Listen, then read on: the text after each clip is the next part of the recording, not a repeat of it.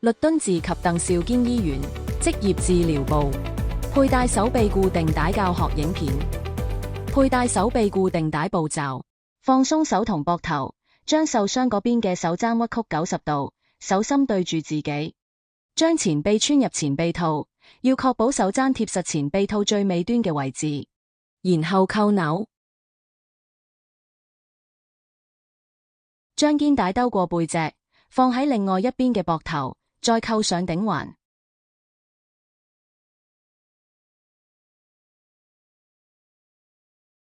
將軟墊放喺膊頭上面，記得調校肩帶嘅長度，確保手踭屈曲至90度。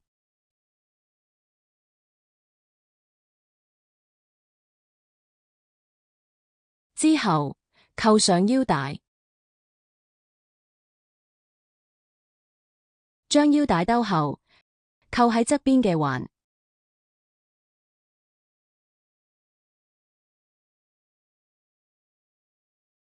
再調校鬆緊度。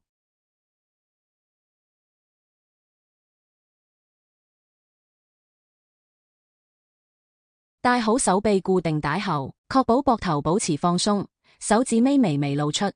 等幾分鐘後檢查下舒適度以及姿勢是否正確。日常生活小貼士：建議穿着鬆身及前開紐設計嘅上衣，方便穿脫。着衫時，先穿上受傷嗰邊嘅衫袖，再到好嗰邊。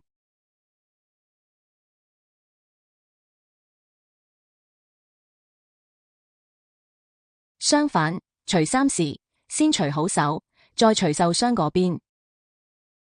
過程中需避免大幅度移動受傷嘅膊頭。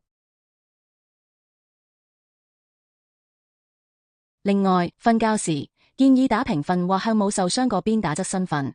建議可於受傷嘅膊頭下放枕頭，提供承托。詳情請參閱手臂固定帶小冊子。如有任何疑問，請致電職業治療部22912401。多謝你嘅觀看。